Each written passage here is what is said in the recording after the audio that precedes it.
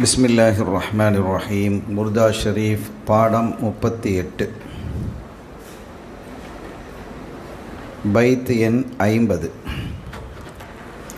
அல்ஹம்துலில்லாஹ் வஸ்ஸலாத்து வஸ்ஸலாமு அலா ரசூலில்லாஹி ஸல்லல்லாஹு அலைஹி வஸல்லம். இந்த கடந்த பைத்துகளில் கண்மணி ஸல்லல்லாஹு அலைஹி வஸல்லம் அவர்களுடைய அழகு, அவர்களுடைய அறிவு,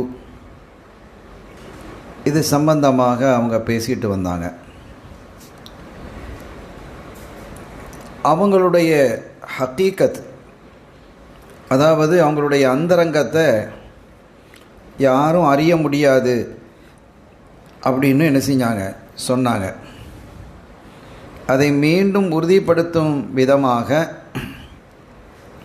இந்த 50வது பைத்திலையும் அந்த விஷயத்தை வலியுறுத்துகிறாங்க. எப்படி வலியுறுத்துகிறாங்கன்னு பாருங்கள். ஒ கைஃப யுதுரிக்கு, கைஃப எப்படி, அதுரக்க யுதுரிக்கு அடைந்து கொள்ளும், ஃபித் துன்யா இந்த உலகத்திலே, ஹக்கீகத்தஹு அவர்களினுடைய அந்தரங்கத்தை, கௌமுன் நியாமுன் தூங்கக்கூடிய ஒரு சமூகம், தசல்லவ் அன்ஹு பில் ஹுலுமி கனவு காண்பது, ஹுலும்டா கனவு, கனவு காண்பது கொண்டே அது போதுமாகும் என்று கருதக்கூடிய தூங்கும் ஒரு கௌம் அவர்களுடைய ஹக்கீகத்தை இந்த துனியாவில் எப்படி அடைந்து கொள்ளும். இது அதனுடைய பைத்தினுடைய பொருள். இப்போ அந்த விளக்கத்தை நீங்கள் பாருங்கள். கைஃப யுதுரிக்கு எப்படி அடைந்து கொள்ளும், எது ஃபாயிலுங்க, கௌமுன் ஒரு சமூகம், ஒரு சமூகம் எப்படி அடைந்து கொள்ளும். எப்படிப்பட்ட சமூகம்? நியாமுன், நியாமுன்னா என்னது? தூங்கிக் கொண்டிருக்கக்கூடிய, தூங்கிக் கொண்டிருக்கக்கூடிய ஒரு சமூகம் எப்படி அடைந்து கொள்ளும். ஃபித் துன்யா இந்த துன்யாவிலே அடைந்து கொள்ளும். ஹக்கீகத்தஹு அதான் மஃபூல் யுத்ரிக்கு, அவர்களுடைய அந்தரங்கத்தை. அப்போ ரசூல் ஸல்லல்லாஹு அலைஹி வஸல்லமுடைய அந்தரங்கத்தை தூங்கிக்கிட்டு இருக்கக்கூடிய ஒரு கௌமு எப்படி அடைந்து கொள்ள முடியும்? விழிச்சிருந்தாலும் பரவாயில்ல, அதுவும் எப்படின்னு கேட்டால் தஸல்லவ் அன்ஹு பில் ஹுலுமி, அந்த கௌம் எப்படி இருக்குது? கனவு காண்பதே போதுமானது, கனவு காண்பதே போதுமானது. கனவு அவங்க அது போதுமாக்கிக்கிட்டாங்க. நிறைய பேர் இந்த கற்பனை பண்ணிக்கிட்டே இருப்பாங்களா இல்லையா? அந்த கற்பனையிலேயே வாழ்க்கை முழுவதும் முடிஞ்சு போயிடும். உலகத்தில் எதையும் சாதிக்கிறது இல்லை. நிறைய கனவு காணுவான்.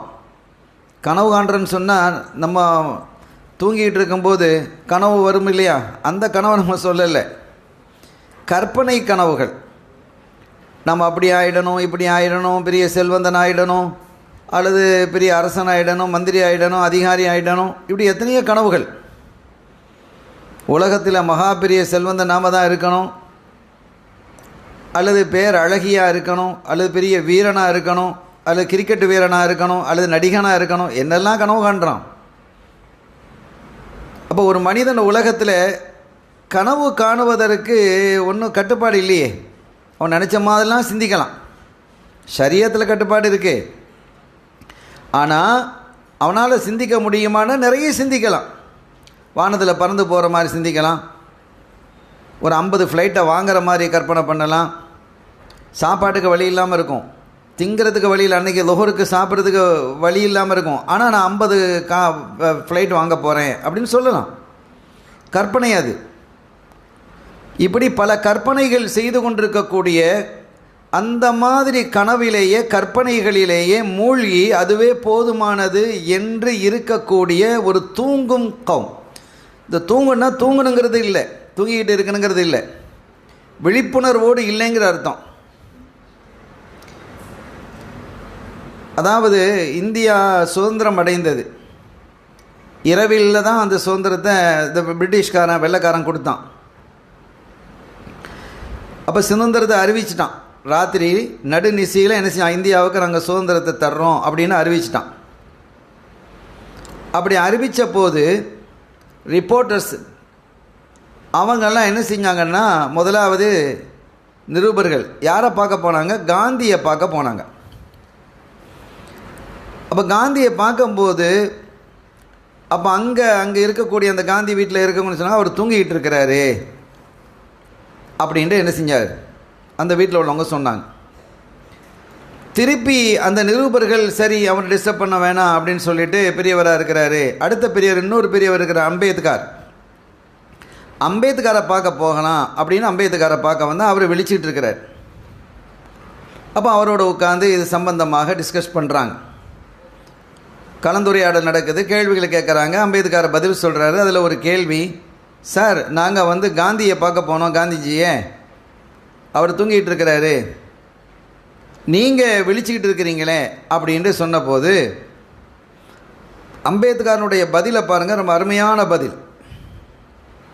காந்தி பொதுவாக 2 பேருமே இந்து மதத்தை சார்ந்தவர்கள் என்றாலும் கூட அதில் உயர் குலம் தாழ்ந்த குலம்னு இருக்கா இல்லையா?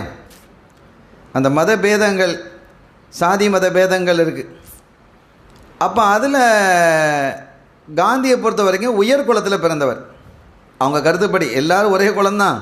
இஸ்லாத்தை பொறுத்த வரைக்கும் உயர்ந்த குலம் தாழ்ந்த குலம்லாம் ஒன்றும் கிடையாது. அம்பேத்கரை பொறுத்த வரைக்கும் அவர் தாழ்த்தப்பட்ட ஜாதியில் உள்ளவர். இப்படி ஒரு நிலை இருக்குது. அப்போ நீங்கள் விழிச்சிக்கிட்டு இருக்கிறீங்க, காந்தி தூங்குறாரு அப்படின்னு கேட்டபோது அம்பேத்கருடைய பதில் எப்படி இருந்ததுன்னா, ஆமாம் உண்மைதான், காந்தியினுடைய சமூகம் உயர்ந்த சமூகம், அவங்க விழிச்சிருக்கிறாங்க, அதனால் அவர் தூங்குறாரு. என்னுடைய சமூகம் பிற்படுத்தப்பட்ட சமூகம், அது தூங்கிட்டு இருக்குது, எனவே நான் விழிச்சிருக்கிறேன் அப்படின்றார். எவ்வளோ பொருள் செறிந்த வார்த்தை அது. என் சமூகம் என்ன செஞ்சிட்டு இருக்குது? தூங்கிட்டு இருக்குது. அதிகார வர்க்கத்தில் இல்லை, ஆட்சியில் இல்லை, கல்வியில் உச்சத்தை தொடரல. ஆனால் அவர் சமூகம் அப்படி இல்லை, அவங்க விழிச்சிருக்கிறாங்க. அப்படின்னா தூங்குறாங்க விழிச்சிக்கிறான்னு அர்த்தம் இல்லை, அங்கே விழிப்புணர்வோடு இருக்கிறாங்க. என்னுடைய சமூகம் விழிப்புணர்வோடு இல்லை அப்படிங்கிறது. இப்போ அந்த வகையில் இமாம் பூசரி ரஹ்மத்துல்லாஹி அலைஹி ரொம்ப அற்புதமாக சொல்லுவாங்க பாருங்கள். ஓ கைஃப யுதுரிக்கு கௌமுன் நியாமுன், தூங்கிக் கொண்டிருக்கக்கூடிய ஒரு சமூகம் எப்படி அடைந்து கொள்ளும் ஹகீகத்தஹு, அவர்களினுடைய அந்தரங்கத்தை, ஸல்லல்லாஹு அலைஹி வஸல்லம் உடைய அந்தரங்கத்தை, ஃபித் துனியா, அந்த துனியாவில் எத்தகைய தூங்கிக் கொண்டிருக்கக்கூடிய கௌமு தஸல்லவ் அன்ஹு பில் ஹுலுமி, கற்பனை கனவுகளை கொண்டே போதுமாக்கி கொண்ட ஒரு தூங்கிக் கொண்டிருக்கக்கூடிய ஒரு கௌம், சமூகம். அப்போ கனவுகளை மட்டும் காணக்கூடாது, கற்பனை மட்டும் செய்யக்கூடாது.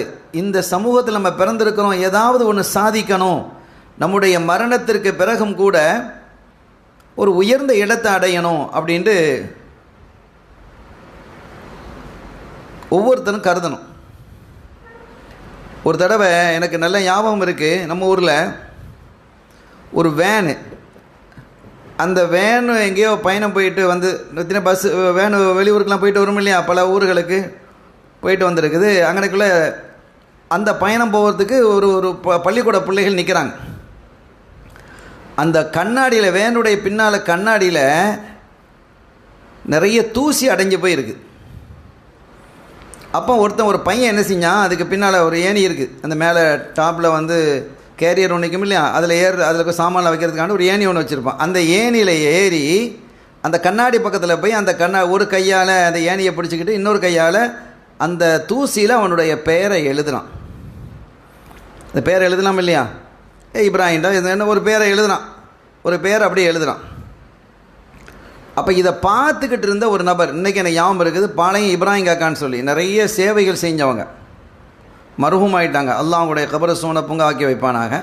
அந்த பாளையம் இப்ராஹிம் காக்கா சொன்னாங்க, தம்பி உன்னுடைய பேரை அந்த தூசியில் பதியாத, கல்வெட்டில் பதிக்கிற மாதிரி நடந்துக்கண்டார். என்ன அழகான வார்த்தை. நான் இப்போ அங்கே நிற்கிறேன், எனக்கு அது ரொம்ப ஆச்சரியமான அழகான வார்த்தையாகப்பட்டது. உன் பெயர் தூசியில் எழுதப்படுறது கூட இருக்கக்கூடாது, நீ என்ன செய்யணும், கல்வெட்டில் பதிக்கிற மாதிரி உன்னுடைய செயல்பட ஆக்கிக்கோ அப்படின்றார்.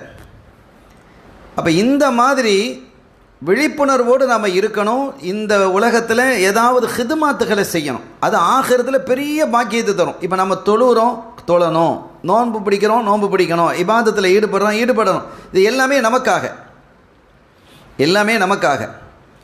ஆனால் ஒரு மதரசா உருவாக்கணும், ஒரு மஸ்ஜிதை உருவாக்கணும், ஒரு மரத்தை உருவாக்கணும்.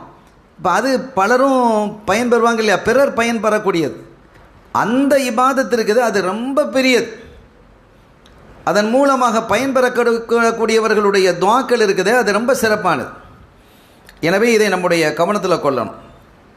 இதைத்தான் அவங்க சொல்கிறாங்க, எப்படி ரசூல் ஸல்லல்லாஹு அலைஹி வஸல்லம் ஹக்கீக்கத்தை, அந்தரங்கத்தை தூங்கி கொண்டிருக்கக்கூடிய, கனவு கண்டு கொண்டிருக்கக்கூடிய ஒரு கௌம் அடைந்து கொள்ள முடியும் இந்த துன்யாவில் அப்படின்னு கேட்குறாங்க. இப்போ அதுக்கு விளக்கம் சொல்லும்போது துன்யாவில் அடைந்து கொள்ள முடியும்னு சொல்கிறாங்க. அப்போ ஆகிரத்தில் அடைந்து கொள்ளலாமான்னு கேட்டால் முடியும். ஸல்லல்லாஹு அலைஹி வஸல்லம் அவர்களுடைய அந்தஸ்து ஆகிரத்தில் என்னங்கிறத என்ன செய்வாங்க, ஃபஇன்னஹும் யுத்ரிகூன ஃபீஹா ஹக்கீகத்தஹு ஸல்லல்லாஹு அலைஹி வஸல்லம். கண்மணி ஸல்லல்லாஹு அலைஹி வஸல்லம் யார், அவங்களுடைய அந்தஸ்து என்ன, அவங்களுடைய மக்காம் என்னங்கிறது ஆகிரத்தில் அல்லாஹ் தஆலா எல்லாத்துக்கும் தெளிவுபடுத்திடுவான். அப்போ தான் பல பேர் தன்னுடைய தலைக்கு மேலே கை வைப்பான். ஆஹா, நம்ம தெரியாமல் போயிட்டோமே, அப்படி சொல்லிட்டோமே, இப்படி பேசிட்டோமேன்னு என்ன செய்வான், வருத்தப்படுவான். அல்லாஹ் அந்த கூட்டத்தை விட்டு நம்மை பாதுகாப்பானாக. அப்போ அது வயக்குமுலு நூறு அபுசாரிஹிம் வ பசாயிரிஹிம் வ யுத்ரிகூனல் ஹக்காயிக வ தக்காயிக ஒல் அஸ்ரார. அப்போ அந்த மறு உலகத்தில் அவங்களுடைய கல்பும் திறக்கப்படும், எல்லா மக்களுடைய கல்பும் திறக்கப்பட்டு, கண் பார்வையும் திறக்கப்பட்டு, கண்ணுடைய நூறு, கல்புடைய நூறு எல்லாம் திறக்கப்பட்டு என்னங்கிறது பளிச்சுன்னு எல்லாருக்கும் தெரியும். எல்லா விஷயமும் எல்லாருக்கும் தெரிய வராப்போம். அப்போந்தான் ரசூல் ஸல்லல்லாஹு அலைஹி வஸல்லம் அவர்களை பற்றி என்ன செய்வாங்க, அவங்களுடைய ஹக்கீக்கத்து என்ன, அவங்களுடைய தக்கீக்கத்து என்ன, அவங்களுடைய சிறு என்னங்கிறதெல்லாம் விளங்குவாங்க. ஸல்லல்லாஹு அலைஹி வஸல்லம் மன்சிலத், அவங்களுடைய மக்காம், அல்லாஹ் தஆலா மக்காம மஹ்மூதாங்கிற ஒரு இடத்துல அவங்கள நிறுத்துவான். நிறுத்தி நியாயமே சல் தொழத்த, நீங்கள் கேளுங்க நான் தர்றேன் அப்படின்றான். நீங்கள் என்ன கேட்டாலும் நான் தருவேன் அப்படின்னு சொல்லக்கூடிய இடம் தான் மக்காம மஹ்மூத். அப்போ தான் அவர்களுடைய மக்காம் என்ன என்பது நமக்கு என்ன செய்யும், அவங்களுடைய அந்தஸ்து என்ன, அவங்களுடைய மக்காம் என்ன, அவங்களுடைய இல்ம் என்ன, அவர்கள் அல்லாஹ்வுக்கு எவ்வளவு நெருக்கமாக இருக்கிறார்கள் என்பது, அவங்களுடைய உடல் வலிமை என்ன, அறிவின் வலிமை என்ன, ஞான வலிமை என்ன, எல்லாமே என்ன செய்யும், மக்களுக்கு வெளிப்படும். அதனால தான் இங்கே என்ன செஞ்சாங்க, ஃபித் துன்யாவிலே அவர்களுடைய அந்த ஹக்கீக்கத்தை எப்படி ஒரு தூங்கி கொண்டிருக்கக்கூடிய, கனவு கொண்டிருக்கக்கூடிய ஒரு கௌம் அடைய முடியும் என்று என்ன செஞ்சுருக்கிறாங்க, ஒரு கேள்வியை எழுப்பியிருக்கிறாங்க. ஸல்லல்லாஹு அலைஹி வஸல்லம் அவர்களுடைய ஹக்கீக்கத் என்பது ரொம்ப ஆழமானது. அதை முழுமையாக அறிந்தவர்கள் உலகத்தில் யாரும் இல்லை, யாரும் முழுமையாக அறிய முடியாது. ஆனால் அவங்களுடைய அந்தரங்கத்தை சிலதை விளங்கி இருக்கக்கூடியவர்கள் சஹாபிகளில் இருக்கிறாங்க, தாபியன்கள் இருக்கிறாங்க, அவுலியாக்கள், நாதாக்களில், ஞானிகளில் இருக்கிறாங்க. ஆனால் அவர்களுடைய ஹக்கீக்கத்தை முழுமையாக எப்போது விளங்கப்படும் என்றால் ஆகிரத்தில் விளங்கப்படும். அந்த கண்மணி ஸல்லல்லாஹு அலைஹி வஸல்லம் அவர்களுடைய ஹக்கீக்கத்தை கோடிகளில் ஒரு பங்காவது விளங்கக்கூடிய பாக்கியத்தை அல்லாஹ் நம்ம அத்தனை பேருக்கும் தந்தருள் பாலிப்பானாக. இன்ஷா அல்லாஹ் இப்போது நம்ம அந்த பைத்தை படிப்போம். وَكَيْفَ يُدْرِكُ فِي الدُّنْيَا حَقِيقَتَهُ قَوْمٌ نِيَامٌ تَسَلَّوْا عَنْهُ بِالْحُلُمِ مولاي صل وسلم دائما أبدا على حبيبك خير الخلق كلهم